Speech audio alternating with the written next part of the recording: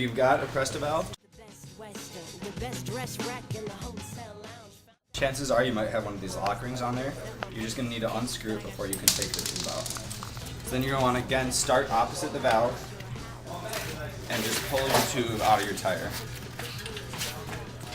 Now if you don't know why you got the flat, what you're going to want to do is keep your tube in the same orientation the tire was.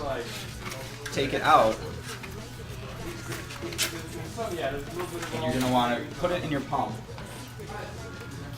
and pump it up and see where the hole is. If you're small, you have to feel around the tube and you feel a small hole somewhere. You're going to want to orient your tube to your tire, putting the valve stem back next to the valve hole. Now, let's say I had that little hole here. I'd want to trace it back to where it was, kind of turn my tire inside out, look at it, make sure there's no glass, no nail or anything in there, feel it with my fingers, and just make sure that there's nothing in there.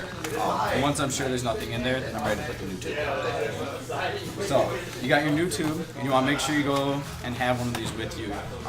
Go to your bike shop, just get a tube. They're between $5 and $10 depending upon what the tube is. And they're more than worthwhile to have. So you got your new tube. You're going to want to take off the cap and take off the lock ring if it has a lock ring on it.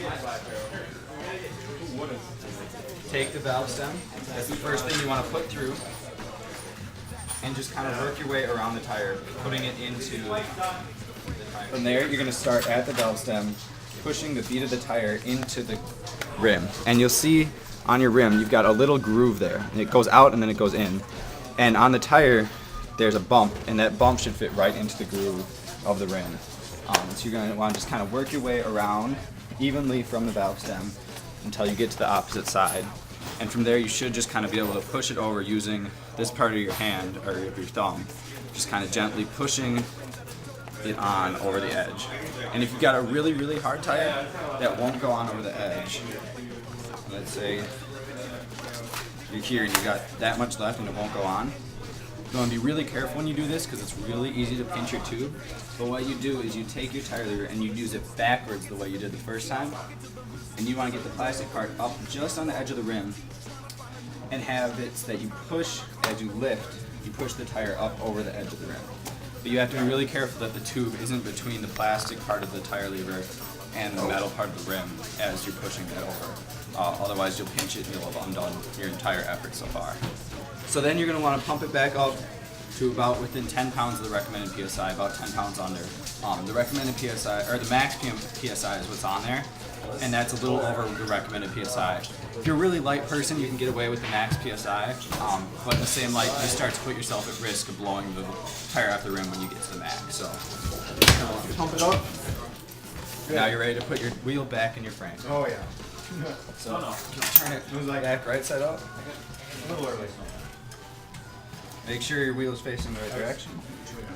Because it'll come down like that, and you're going to want to bring it over to make sure you're not putting the same chain on the cassette twice. And then you're going to want to line your chain up with the smallest gear, because that's where it was when you took it off. Pull your rear derailleur back, and it should just kind of drop right down into the dropouts. So you got it to this point. Now you will have to reattach your quick release. One of the common misconceptions with the quick release is that you close it and you just kind of crank it till it's tight and that's where it is. Never do that.